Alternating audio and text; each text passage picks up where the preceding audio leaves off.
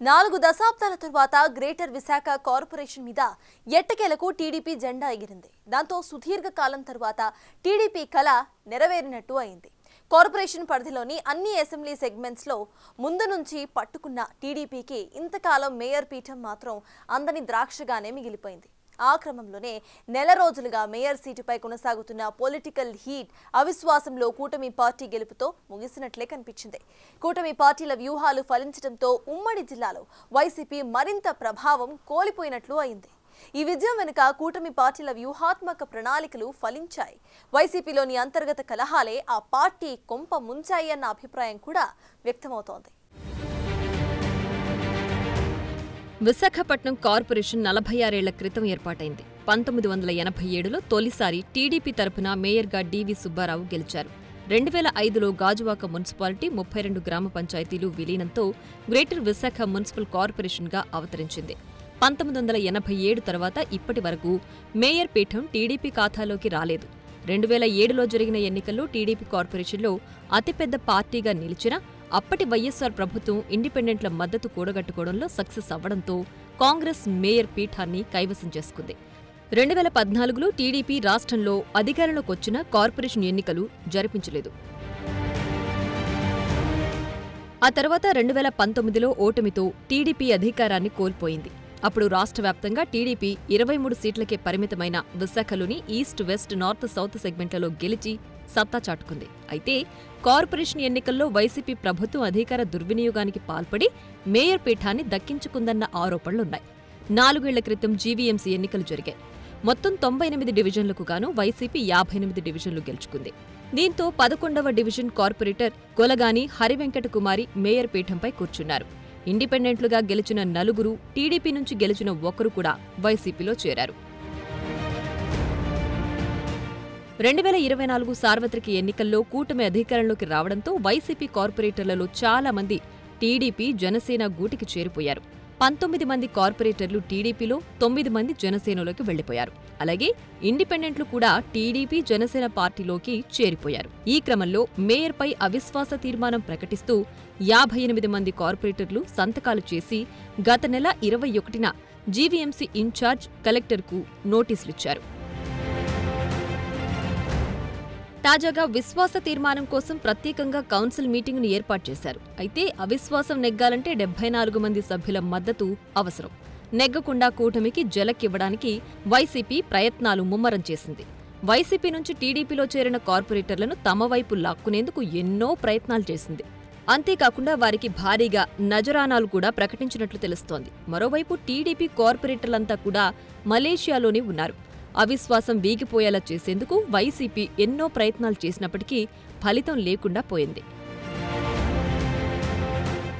Council సమావేశానికి ex officio సభ్యులతో కలిపి 74 మంది కూటమి సభ్యులు హాజరయ్యారు. వీరంతా అవిశ్వాస తీర్మానానికి మద్దతుగా ఓటు వేయగా కౌన్సిల్ సమావేశాన్ని వైసీపీ సభ్యులు బహిష్కరించారు. అయితే ముందున్న 74 మెజారిటీలో ఆఖరి నిమిషంలో ఒకరు జారుకోవడంతో కూటమి నేతల్లో ఆందోళన చోటు చేసుకుంది. కానీ ఆఖరి నిమిషంలో మాజీ మంత్రి అవంతి శ్రీనివాస్ కూతురు 6వ డివిజన్ కార్పొరేటర్ ప్రియాంక చేరికతో విజయం సొంతమైంది. 63 మంది కార్పొరేటర్లు, 11 మంది ఎక్స్ అఫీషియో సభ్యుల ఓటింగ్తో కూటమి విజయం సాధించింది. ముందు నుంచి చెబుతున్నట్లుగా మేయర్పై అవిశ్వాస తీర్మానంలో కూటమి పార్టీలు విజయం సాధించాయి. నెల రోజులుగా విశాఖ మేయర్ స్థానానికి సంబంధించి కొనసాగుతున్న పొలిటికల్ హీట్ అవిశ్వాసంలో గెలుపుతో ముగిసినట్లయింది. ఇందులో కూటమి పార్టీల వ్యూహాలు ఫలించడంతో పాటు వైసీపీలోని అంతర్గత కలహాలు కూడా వారి పరాజయానికి కారణమయ్యాయన్న అభిప్రాయం వ్యక్తమవుతోంది. అసలు సార్వత్రిక ఎన్నికలు ముగిసిన తరువాత విశాఖ మేయర్ పీఠంపై కూటమి పార్టీలు కన్నేశాయి. విశాఖ మేయర్ పీఠం కైవసం చేసుకోవడం ద్వారా మరింత పట్టు తెచ్చుకునేందుకు పావులు కదిపాయి. మేయర్ పదవీకాలం 4 ఏళ్ల పదవీకాలం పూర్తయ్యే వరకు వ్యూహాత్మకంగా అడుగులు వేసిన మిత్రపక్షాలు 4 ఏళ్లు పూర్తి కాగానే మేయర్ హరి వెంకట కుమారిపై అవిశ్వాస తీర్మానం ప్రవేశపెట్టాయి. మేయర్పై అవిశ్వాసం ప్రవేశపెట్టక ముందు నుంచే వైసీపీ నుంచి కార్పొరేటర్లు తమ వైపు తిప్పుకోవడానికి కూటమి నాయకులు పకడ్బందీగా పావులు కదిపారు. సార్వత్రిక ఎన్నికల్లో ఉమ్మడి జిల్లాలో సత్తా చాటిన కూటమి పార్టీలు జీవీఎంసీలోని వైసీపీ కార్పొరేటర్లను ఒక్కొక్కరిగా తమ పార్టీల్లో చేర్చుకున్నారు. అవిశ్వాస తీర్మానం పెట్టగానే కార్పొరేటర్లు చేయి జారిపోకుండా పకడ్బందీగా వ్యూహరచన చేసి విదేశీ క్యాంపులకు తరలించడం, ఓటింగ్ సమయానికి కోరం ఉండేలా ప్లాన్ చేసుకుని అవిశ్వాస తీర్మానంలో విజయం సాధించారు. 2024 ఎన్నికల ఓటమితో ఢీలాపడ్డ వైసీపీకి జీవీఎంసీ మేయర్ పీఠం కోల్పోవడం పెద్ద ఎదురుదెబ్బే అంటున్నారు. ఇప్పటికే ఉత్తరాంధ్రలో వైసీపీ ఇబ్బందికరమైన పరిస్థితులు ఎదుర్కొంటోంది. తమ పార్టీలోని అంతర్గత కుమ్ములాటలతోనే మేయర్ పీఠం కోల్పోవాల్సొచ్చిందని ఆ పార్టీ నేతలు అంటుండడం గమనార్హం. వైసీపీ కార్పొరేటర్లలో అసంతృప్తి, చేయి జారిపోతున్న కార్పొరేటర్లను నిలువరించడంలో ముఖ్య నేతలు విఫలమయ్యారని ఆ పార్టీ నాయకులు తలలు పట్టుకుంటున్నారు. వైసీపీ నేతల్లో అంతర్గత విభేదాలు, నాయకత్వ వైఫల్యం కార్పొరేటర్లను పార్టీ నుంచి దూరం చేశాయనే టాక్ నడుస్తోంది. ఎన్నికల్లో ఓటమి తర్వాత కీలక నేతలు రాజీనామా చేయడం, పార్టీ బలహీనపడ్డం మేయర్ పీఠం కోల్పోవడానికి రీజన్గా చెప్తున్నారు. జీవీఎంసీ మేయర్ పీఠం తమ చేతుల్లో నుంచి కూటమి చేతుల్లోకి వెళితే ప్రజల్లోకి వెళ్లాలనే ప్లాన్లో ఉంది వైసీపీ. రానున్న 9 నెలలు ప్రజాక్షేత్రంలో ఉద్యమాలు, ఆందోళనలు చేస్తూ జీవీఎంసీ ఎన్నికలకు సిద్ధం అవ్వడానికి వైసీపీ ప్లాన్ చేస్తుందట. కూటమి అప్రజాస్వామికంగా తమ కార్పొరేటర్లను ప్రలోభాలకు గురిచేసి మేయర్ పీఠం కైవసం చేసుకుందని జనంలోకి వెళ్లడానికి సిద్ధమవుతోంది. వైసీపీ వ్యూహాలను తిప్పికొట్టేందుకు కూటమి పార్టీల నేతలు కూడా వ్యూహరచన చేశారట.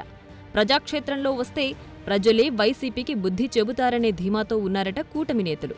5 ఏళ్ల వైసీపీ పాలనలో విశాఖలో జరిగిన భూదోపిడీ, అక్రమాలు, అరాచకాలతో ప్రజలు విసిగిపోయి ఉన్నారని, అందుకే అసెంబ్లీ, లోక్సభ ఎన్నికల్లో చిత్తుగా ఓడించారని అంటున్నారు.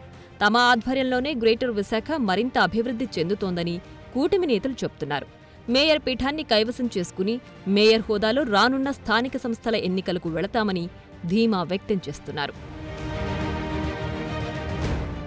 మేయర్ పీఠం కైవసం చేసుకున్న తర్వాత కూటమి నుంచి 96వ వార్డు కార్పొరేటర్ పీలా శ్రీనివాస్ పేరు మేయర్గా దాదాపు ఖరారైంది. పీలా శ్రీనివాసరావు అనకాపల్లి మాజీ ఎమ్మెల్యే టీడీపీ నేత పీలా గోవిందుకు అన్న. గతంలో విశాఖ అర్బన్ టీడీపీ అధ్యక్షుడిగా పీలా శ్రీనివాస్ పనిచేశారు. పార్టీలో సీనియర్ నాయకుడిగా ఉన్నారు. తొలి నుంచి మేయర్ రేస్లో ఉన్నారని టాక్ నడుస్తోంది. ఆర్థికంగా బలమైన నాయకుడు కావడం, క్యాంపులను వెనక ఉండి చూసుకుంది కూడా పీలా శ్రీనివాసరావే అనే చర్చ జరుగుతోంది. దీంతో టీడీపీ అధిష్టానం కూడా పీలా శ్రీనివాసరావు వైపు మొగ్గు చూపిస్తోందట. మొత్తం మీద విశాఖ కౌన్సిల్లో తగిలిన షాక్తో వైసీపీ నుంచి మరింత మంది కార్పొరేటర్లు ఆ పార్టీకి షాక్ ఇచ్చి కూటమి పార్టీల బాట పట్టడం ఖాయమంటున్నారు.